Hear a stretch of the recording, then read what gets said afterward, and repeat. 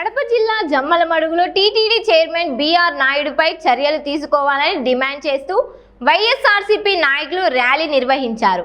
వైఎస్ఆర్సీపీ కార్యాలయం నుంచి స్థానిక నారాపుర వెంకటేశ్వర స్వామి ఆలయం వరకు ర్యాలీ చేపట్టి అనంతరం ఆలయంలో ప్రత్యేక పూజలు నిర్వహించారు. టీటీడీ చైర్మన్ బిఆర్ నాయుడుపై అనేక ఆరోపణలు వస్తున్నప్పటికీ ఇప్పటి వరకు ఎలాంటి చర్యలు తీసుకోకపోవడంపై కూటమి ప్రభుత్వాన్ని ప్రశ్నించారు. తనకు టీటీడీ చైర్మన్ పదవి అవసరం లేదని, తనకు అనేక వ్యాపారాలు ఉన్నాయని చెప్పిన నాయుడిని ఎందుకు కొనసాగిస్తున్నారో ప్రభుత్వం ఆలోచించుకోవాలని అన్నారు. ఇప్పటికైనా దేశభక్తి, నిజాయితీ కలిగిన వ్యక్తిని టీటీడీ చైర్మన్ గా నియమించాలని సూచించారు. అలాంటి వ్యక్తిని నియమించినప్పుడే దేవస్థాన ప్రాశస్త్యం నిలబడి భక్తులకు కనీస సౌకర్యాలు మెరుగుపడతాయని పేర్కొన్నారు. ఈరోజు మనం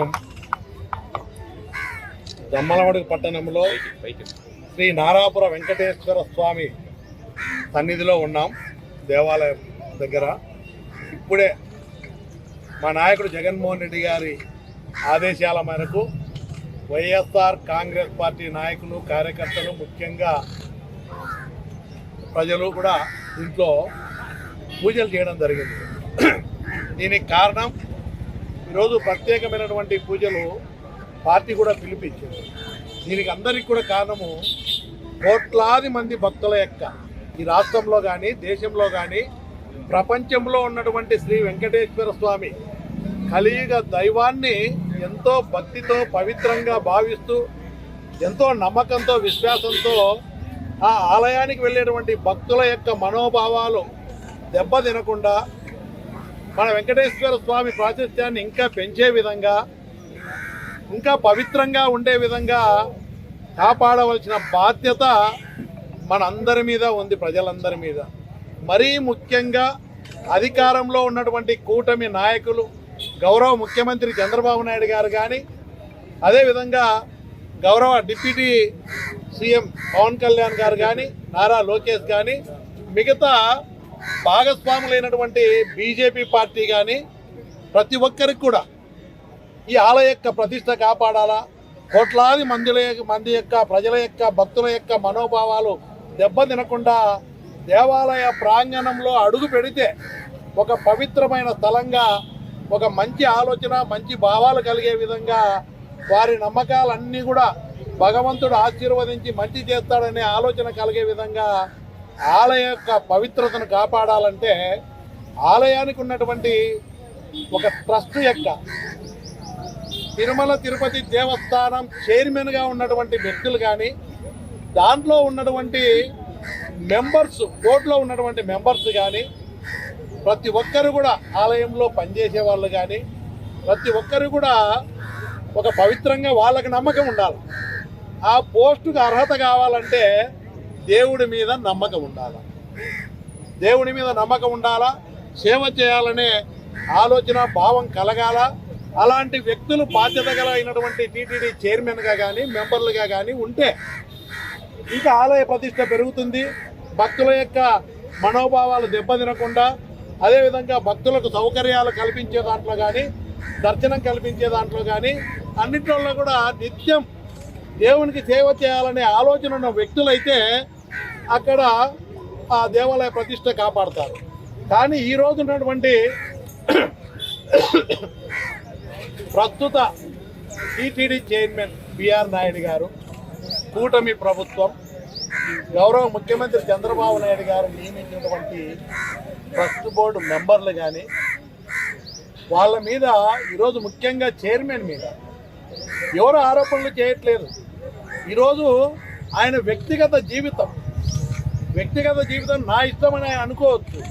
వ్యక్తిగత జీవితం నీ ఇష్టమైనప్పుడు నువ్వు ఇక్కడ ఉండకూడదు. ఇలాంటి పవిత్రమైన ప్రదేశాల్లో, పవిత్రమైనటువంటి ఆలయానికి చైర్మన్గా నువ్వు ఉండకూడదు.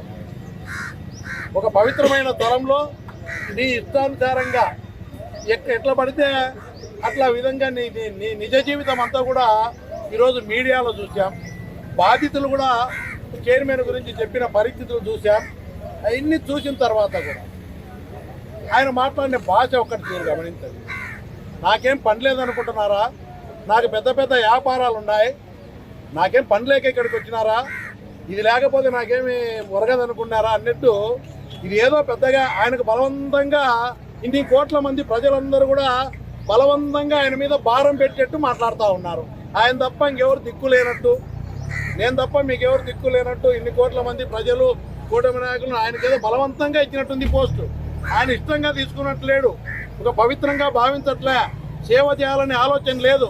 ఇది లేకపోతే ఇది నాకేదో బలవంతంగా ఇచ్చారు, నాకు ఎన్నో పనులు ఉన్నాయి, అన్నీ ఇడిచిపెట్టి ఈడెందుకు కూర్చోవాలా అని మాట్లాడే వ్యక్తిని ఇంతవరకు కూడా కంటిన్యూ చేస్తున్నారంటే అశ్లీల చిత్రాలు చూసాం, మహిళలతో ఉన్నటువంటి చిత్రాలు, ఆయన మాట్లాడే భాష. భగవద్గీతలో ఒకటి ఎవరైనా మనం భగవద్గీతలో కోట్ల రూపాయలు ఖర్చు పెట్టి లక్షల బుక్కులు ప్రింట్ చేశారు, భగవద్గీతలో చూస్తే ఏమీ లేదంటారు. పవిత్రమైన గ్రంథంగా భావిస్తూ మన భగవద్గీతను ఎంతో పవిత్రంగా మనం చూస్తే దాంట్లో ఏముందని లక్షల కోట్లు ఖర్చు పెట్టారు, వేల కోట్ల రూపాయలు ఖర్చు పెట్టి ఆ బుక్కులో ప్రింట్ చేశారు, అనవసరంగా చేశారని చెప్పి భగవద్గీతను విమర్శిస్తున్నారు. అరే ఆయనకి ఏమన్నా ఒక్క అర్హత ఉందా?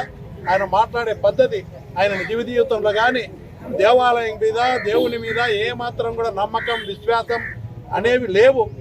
నా బ్రతుకు నా ఇష్టం అంటున్నాడు.